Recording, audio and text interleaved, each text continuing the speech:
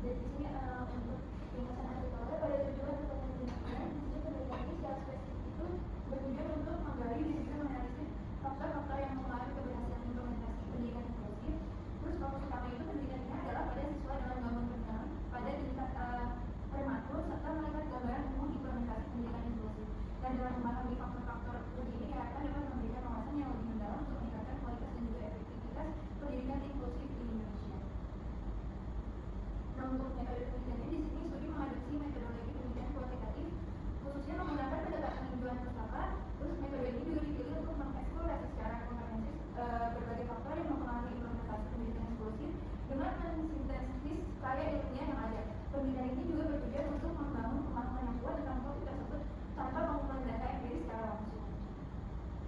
Pada temuan hasilnya di sini temuan penelitian ini didukung oleh 3 kerangka teori utama, yaitu ada teori ekologi oleh Brenner, teori perkembangan kognitif oleh Piaget, dan juga teori konstruktivis oleh Brunner. Nah, teori-teori ini tidak hanya dikutip tapi disajikan sebagai hal dasar untuk memahami interaksi kompleks faktor-faktor yang mempengaruhi pendidikan inklusif. Nah, untuk teori ekologi Brenner, terus teori perkembangan kognitif Piaget dan juga teori konstruktivisme, Brunner menjadi kerangka juga untuk memahami kompleksitas implementasi pendidikan inklusif. Nah, terutama bagi anak-anak dengan gangguan pendengaran. Analisis ini juga membantu menjelaskan mengapa faktor-faktor tertentu seperti lingkungan dan interaksi sosial sangat penting dalam keberhasilan pendidikan inklusif. Nah, dari temuan penelitian ini menunjukkan bahwa keberhasilan pendidikan inklusif itu sangat bergantung pada faktor budaya, kebijakan, dan juga lingkungan.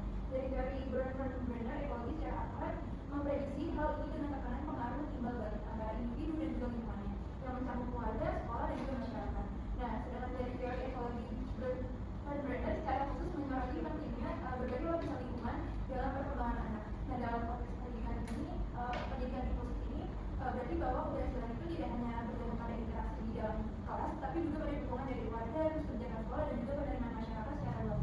Nah, hubungan timbal baliknya adalah antara individu dan juga lingkungan membentuk perilaku dan juga hasil belajar siswa.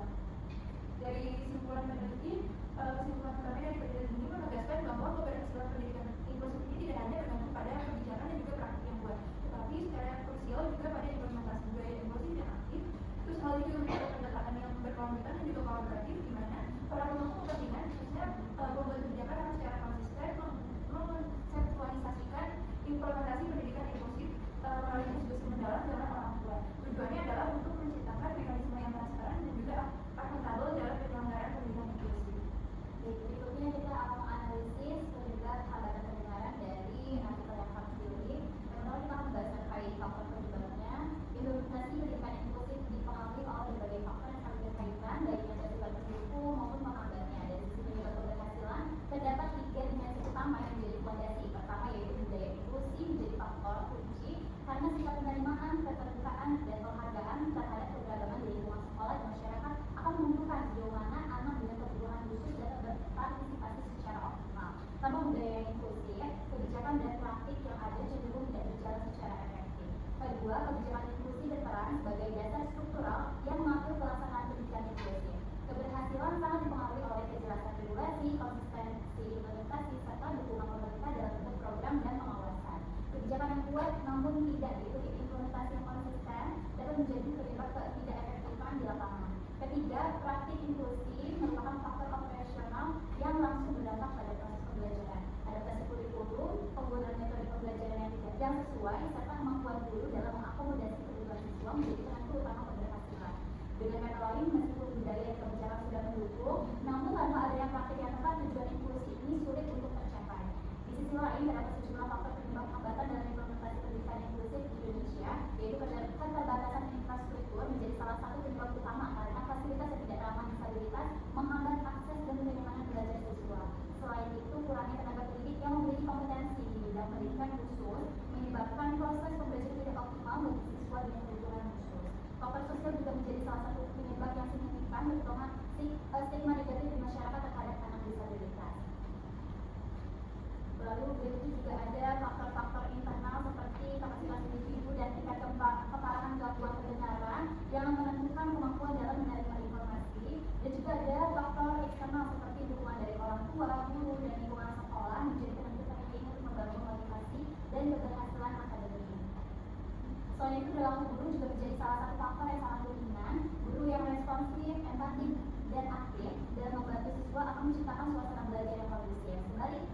Kurangnya perhatian dan pemahaman guru dapat menjadi hambatan serius dalam proses inklusi. Secara teoritis, seperti yang tadi sudah disampaikan, ada 3 faktor utama, yaitu faktor ekologi, faktor konstruktivis, dan juga satu lagi faktor kontekstual. Tersebut menjelaskan melalui perspektif ekologi dan perkembangan kognitif, dan itu menjadi salah satu penyebab terbentuknya pengalaman belajar anak. Sementara teori lainnya menjelaskan bahwa anak membangun mengetahui melalui pengalaman yang bermakna. Berikutnya ada mekanisme atau proses terjadinya hambatan pendengaran pada kasus ini. Hambatan dalam pendidikan inklusif, terutama bagi anak dengan gangguan pendengaran, terjadi karena beberapa faktor yang saling berkaitan. Salah satunya, penyebab utamanya adalah kesalahpahaman di mana sekolah masih menganggap anak harus menyesuaikan diri dengan sistem, bukan sebaliknya. Akibatnya, siswa berkebutuhan khusus kadang masih dipisahkan dan kurang mendapat perhatian dari guru. Selain itu, sekolah sering tidak melakukan identifikasi kebutuhan anak dengan baik dari awal, ditambah kurangnya keterlibatan orang tua. Dari sisi pembelajaran, anak tunarungu juga mengalami kesulitan memahami penjelasan guru karena keterbatasan pendengaran, apalagi jika tidak didapatkan dukungan alat bantu atau peraturan kelas yang tepat. Berikutnya ada faktor resiko yang spesifik. Faktor ini mempengaruhi keberhasilan akademik dan partisipasi anak dengan gangguan pendengaran dalam pendidikan inklusif. Itu berasal dari beberapa aspek. Dari sisi individu, tingkat keparahan gangguan pendengaran yang sangat berpengaruh karena anak dengan gangguan ringan berisiko salah memahami ucapan, sedangkan yang berat bisa kesulitan bahkan tidak mampu mendengar suara tanpa bantuan alat. Selain itu, mereka juga berisiko untuk mengalami kesulitan dalam belajar, terutama dalam membaca dan menulis, jika tidak dideteksi dari sedari ini. Dari lingkungan sosialnya, stigma negatif masyarakat dan rasa malu orang tua dapat menghambat juga anak untuk mendapatkan pendidikan, ditambah kondisi ekonomi dan pendidikan keluarga yang berpengaruh. Berikutnya implikasi dari temuan penyebab dan sebagai upaya pencegahan di Indonesia. Implementasi pendidikan inklusif di Indonesia memerlukan langkah perbaikan yang terarah sebagai bentuk implikasi dan upaya pencegahan. Pertama, penguatan budaya inklusi menjadi hal utama karena keberhasilan tidak hanya ditentukan oleh kebijakan. Berikutnya juga selain itu, sosialisasi kepada orang tua dan masyarakat penting untuk mengurangi stigma negatif serta meninggalkan kesadaran akan hak pendidikan anak disabilitas. Berikutnya analisis dampak hambatan pendengaran. Dampak yang terjadi masih sama bahwa anak-anak dengan gangguan ini sulit untuk membedakan atau keliru menangkap bunyi konsonan seperti K atau G menjadi T atau G. Berikutnya hambatan pendengaran melalui proses belajar di SD, sama seperti yang telah disampaikan tadi, bahwa siswa akan sulit untuk menangkap instruksi secara lisan karena keterbatasan pendengaran. Ini merupakan analisis konsistensi dampak dalam akibat dan kondisi di Indonesia. Dari 1,6 juta anak yang dengan disabilitas di Indonesia pada tahun 2019, hanya 18% yang mendapatkan layanan pendidikan inklusif. Lebih lanjut lagi, dalam artikel ini mencatat bahwa Indonesia saat ini hanya memiliki 29.317 sekolah inklusif atau sekitar 11% dari total yang ada. Analisis dampak yang paling signifikan bagi calon guru SD. Dari seluruh dampak yang dibahas dalam artikel, dampak hambatan pendengaran ini terhadap kemampuan membaca dan menulis merupakan yang paling signifikan bagi calon guru SD. Hal ini dikarenakan kedua keterampilan tersebut merupakan fondasi utama dari seluruh mata pelajaran yang diajarkan di SD. Berikutnya ada relevansi bagi calon guru SD. Relevansi ini berdasarkan juga beberapa strategi yang diterapkan di kelas SD inklusif itu untuk siswa dengan hambatan pendengaran. Yang pertama itu, guru perlu memperhatikan posisi diri siswa dengan hambatan pendengaran agar mereka dapat memaksimalkan selama pembelajaran berlangsung.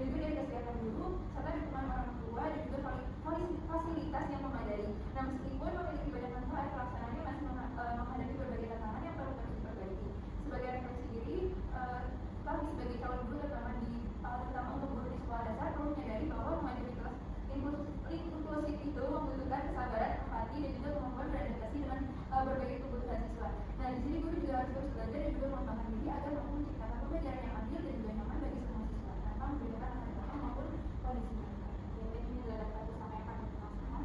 Sampai sejauh ini adakah teman-teman yang ingin ditanyakan? Ya, silakan, Bu. Bagaimana gangguan pendengaran ringan hingga sedang bisa berdampak besar pada kemampuan membaca dan menulis siswa sekolah? Ya, baik, terima kasih, Bu. Jadi pertanyaan adalah bagaimana gangguan pendengaran ringan hingga sedang ini bisa berdampak besar ya? Ya, baik. Jadi sebenarnya masalah utamanya bukan hanya di telinga saja ya, tetapi bagaimana hambatan fisik itu lari ke kemampuan bahasa. Jadi bayangkan kalau anak dengan gangguan-gangguan pendengaran ini sering salah dengan konsonan, misalnya tadi dalam artikel ini disebutkan pembedaan konsonan G atau G yang malah terdengar seperti T atau D. Dan dari sinilah masalah akademiknya, jadi bukan terkait dari masalah dari telinganya saja, tetapi dengan dampak yang terjadi di sekolahnya. Yaitu adalah karena membaca dan menulis ini menjadi salah satu faktor dasar atau pengenalan bunyi ya. Jadi sulit untuk secara otomatis ini mereka akan kesulitan membangun kosakata yang benar. Selain itu juga instruksi guru pun jadi sering terlewat kalau cuma mengandalkan lisan saja. Ujungnya ini bukan hanya sekedar gangguan soal nilai atau nilai yang turun, tapi juga